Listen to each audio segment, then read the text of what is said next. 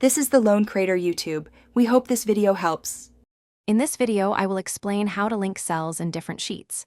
To begin, open your spreadsheet application. The simplest way to link a cell is by typing an equals sign, then navigating to the desired sheet and clicking the cell you wish to reference. For instance, if you want to link cell A1 from sheet 2, your formula will look like equals sheet 2, A1. This creates a direct, one-to-one connection, ensuring your data stays consistent across your workbook. It's a fundamental skill for organizing complex data. Moving beyond a single workbook, you can also link cells from entirely separate files. This is incredibly useful for consolidating data from multiple sources. The syntax involves including the workbook name in square brackets, followed by the sheet name and cell reference. For example, equals sales report. XLSXQ1 data, B5. Remember, for this to work seamlessly, the external workbook needs to be accessible, and its file path must be correctly referenced. This method allows for powerful data aggregation across your entire project ecosystem.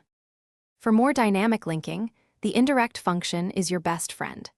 This powerful function allows you to construct a cell reference as a text string, which means your link can change based on the content of other cells.